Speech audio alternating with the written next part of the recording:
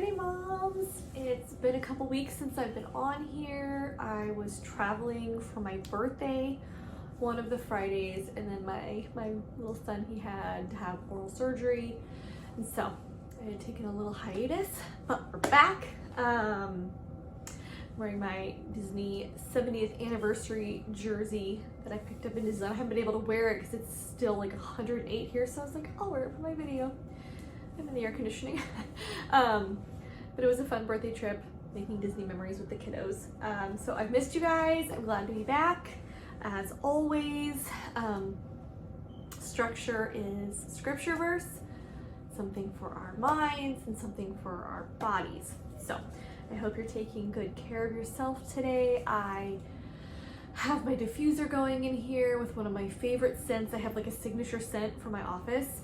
I'm trying to kind of make like little signature scents for each room of the house. I think that's really important for our brains, just to connect to good feelings in certain areas, and I don't know, it just makes it cozier. And so I have my specific scent going in here, and earlier today I did some watercolor painting. I talked about that on another video, I think a few videos ago, and did that with my daughter today, so that was really nice. So we're gonna get started with our scripture verse. I'm so glad you're here.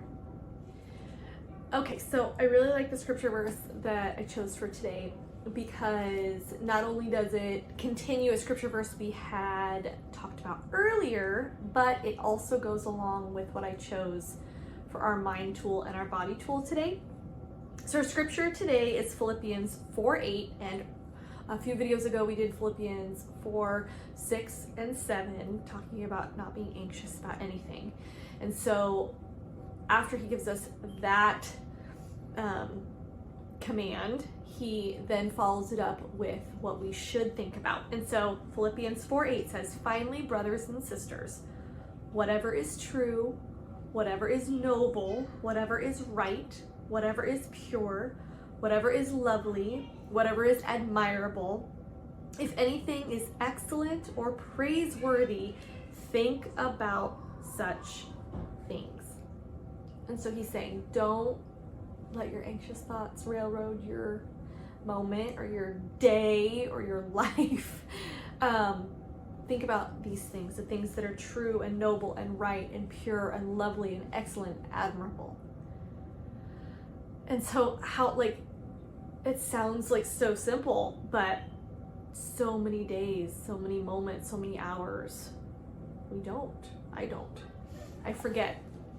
And so I got to come back to the scriptures. I come back to the scriptures multiple times a day to help me keep myself focused on where my mind actually needs to be. And when we do turn our attention and our minds towards the heavenly things, the good things, the admirable things, the excellent things, the praiseworthy things, that's where we find the shift. So I hope you guys will write that down, that you'll take that one to heart, that you'll keep it where you can see it, to remind yourself, okay, this thought I'm having, does it align with this? If it doesn't, how can I shift my thinking to think of things that do align? Okay, so let's meditate on that one today, and let's get into our mind tool. So today's challenges, I guess, are really fun ones. I wanted today to be super fun. I'm in my pink Disney shirt. I wanted it to be fun today. So for our minds, what I would like to challenge you to do, either this week or anytime that you have some time, is to create a vision board. And I don't know if this is something you do with your girlfriends. I don't know if this is something you've done in the past. I used to do them all the time, like when I was young. And I think once I got through the career and had the kids and got married, like I didn't make vision boards anymore. But I think it really helps us to recenter, realign to what is good, realign to like the path that God has us on. And with the vision board thing, this isn't like a manifestation type activity. But I do believe that the Bible wants us to set our minds on things that are good, the goals that we have. I think that's really important. Like staying in the present moment, yes, but also looking towards what we are praying for, what God maybe has for us, utilizing the gifts he's given us. Let's put that onto a vision board on how we can do that in a bigger way. And so what's nice about, being in 2025 is there's different ways we can do this. Like, I remember being a teenager with my friends, and we would get, we'd go to Barnes and Noble and we would get magazines, tons of magazines, and we'd clip out pictures of the mansions and because I was this aspiring pop star, so I was gonna have like the Corvette and the mansion and all that before I knew we don't need all those things to be happy. But you'd get all the magazine clippings, picture of like a wedding or a wedding dress, and then Pinterest came along and we didn't need to do that anymore. But so you can make one digitally, or if you want to go old style, grab some magazines, grab some books, clip it out. That could be very therapeutic. But my husband and I, we did this activity together for one of our at-home date nights, and it was so much fun. We used Canva. So Canva has templates, like vision board templates. So we emptied out one of the templates, and it just has all these places for photos in these really pretty layouts and stuff. And we made our vision board a couple years ago. I think it was a couple years ago we did one.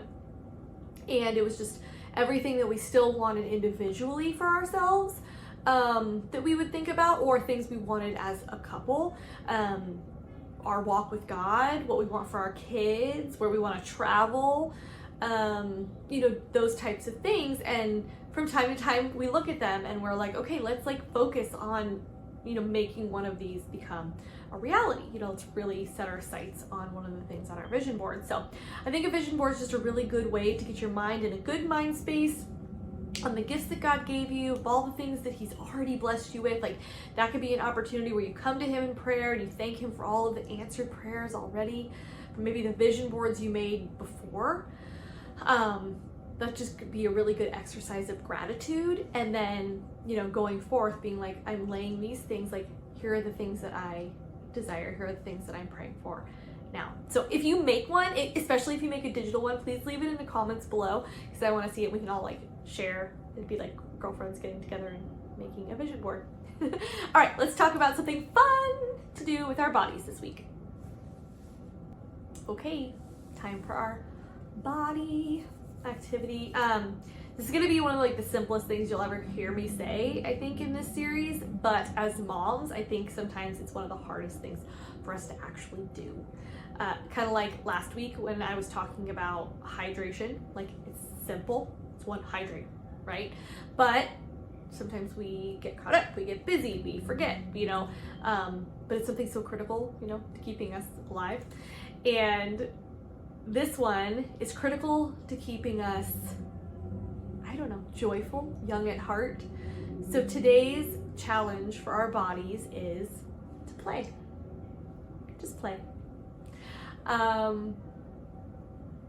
there's so much research. I actually read a book, it was years ago. It was before I even had Grayson, but I read a book that I think it was called Play. And it's really when I started going down just like the healing, the mind-body connection of healing, very early on, like really like when I was dealing with infertility, before I was able to have Grayson.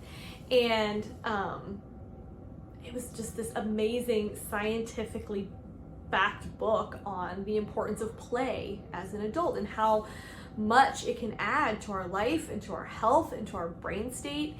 And I think as moms, we have this amazing privilege of all of these built-in opportunities to play, and I don't think that we're taking advantage of that. I remember reading the book, I hadn't had children yet, and it felt like silly. I'm like, how do I incorporate this more? And so, back when I read the book, I signed up for an adult ballet class. That was a fail.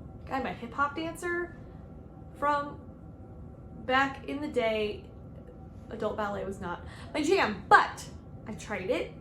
I can't say it was fun, but it was like something that I was like, okay, like I needed to be in like that mindset, right? So me and Doug, we'd get out, we'd play basketball together, we'd go to the park, I would swing, just playing with the puppy, getting down on the floor, playing fun like video games, having board game nights with family. Like, those things do so much more for our health than I think we realize. And you know, when we're scheduling out, when we're prioritizing our week and our day, you know, all of that falls to the wayside because it doesn't feel productive. It doesn't feel important.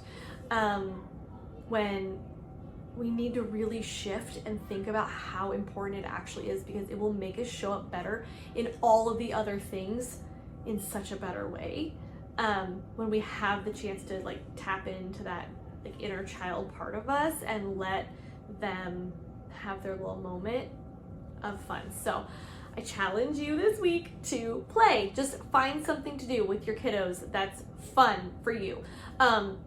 Like pretend play as a mom, like that's really hard for me to like get into that brain space and like not feel like and actually have fun. But I do love the creative arts. So like I love painting. I love doing puzzles with the kids. I love getting out into the yard with the kids and swinging with them and playing kickball and like doing those types of things. There's like so many options when it comes to playing. I mean, kids come up with all sorts of games and things to do that I think that if we just used our creativity a little bit more, we could definitely come up with some really fun ways to play. So that wraps up this week.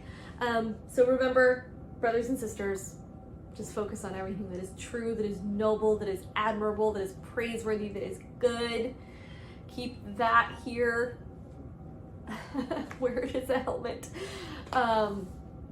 And then your challenges are just so easy. Just make a vision board, you know, get those creative juices flowing. Like, what do you want? What do you still want? You're a mom, but you're also whole and completely and fully you, even though we don't feel like it sometimes. What does she still want? What do you still want? And put it down and then pray over it, pray about it. Like I said, it doesn't have to be like a manifestation board, but I think it could be a really good way to visually put out just your desires and your prayers. And then play. Pick up something fun and play, whether it's a musical instrument, whether it's a soccer ball, whether it's a paintbrush, whether it's, I don't know, just racing your kids, playing hide and seek. We like to do hide and seek in the dark with flashlights. That's super fun. Yeah, but leave in the comments below what you chose to do this week. Again, share your vision board if you made one. If you have a favorite scripture verse about your thoughts, leave that below, and I look forward to seeing you guys next Friday. Bye.